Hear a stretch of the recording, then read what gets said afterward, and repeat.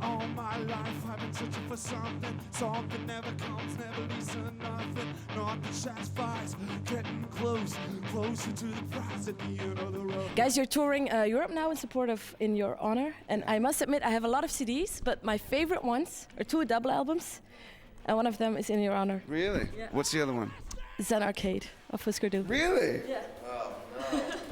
Is that a wrong choice? Or How's it going? Yeah. Nice to meet you. Damn, I scored here. Yeah.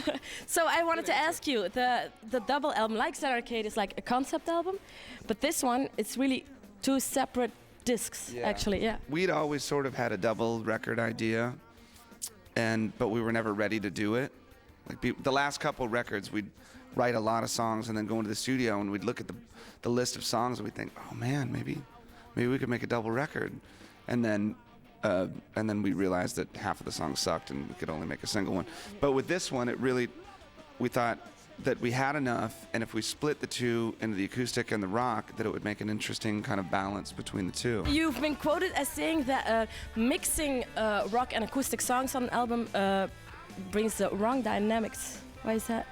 Because it seems like the idea is to try to get someone to start at the beginning and listen all the way to the end, not just a few songs, just that you sort of put on and really make it so that it moves up and down, like a set list, like a show or something.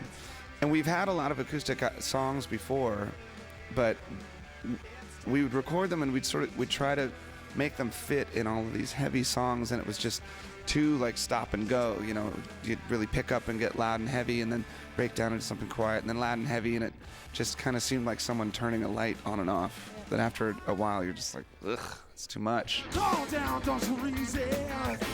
You're such a delicate breeze. And if I give it a twist, something to hold when I lose my girl. What about the balance in one single song? Because you have songs like Everlong, which are hard and soft and hard. Mm-hmm. Is that a good balance? Yeah, I think it was a really good balance, especially in the 90s. It was kind of we're the 2006 now. Yeah, I know, but back then it was the heyday of that kind of dynamic. So yeah, the contrast is nice. I was wondering if it takes time for a new album to show its strengths and weaknesses, because I remember when One by One came out, you were all excited, and only last year I read in an interview that you thought it wasn't a good album at all. You know, it's funny actually. I listened to that the other day. There's a lot of crap on it though. I listened to it the other day. In a hotel room, because you couldn't get CDs on the TV. Yeah. So it was like, listen to CDs on your TV. I'm like, oh, I wonder what they have. And I saw One by One, and I'm like, I'm going to listen to it. So the first, 5 songs, the rest of it is nothing. Like Burn Away, what the fuck is that? Halo's good. Halo's all right. It's a bunch of stuff that there's no way we would have put on this new record. And that was kind of one of the things about this record, was that we sort of wanted to make sure that we wouldn't let the record come out until we were 100% with it. And with that record, I think that we put it out before we were 100%. Isn't it always like you prefer the most recent album? Yeah. That's usually what happens. You're going to become a father, you'll release a solo album. So what is it going to bring, 2006? That's going to bring a lot of vacation for me and a lot of work for him. It's going to be a lot of time. There's stuff brewing. Yeah, we have a little bit of plans. Mm-hmm. Like there'll be a few shows here and there. Yeah. Will there be acoustic shows?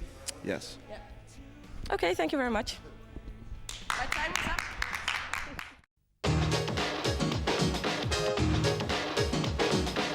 This is the Music Factory.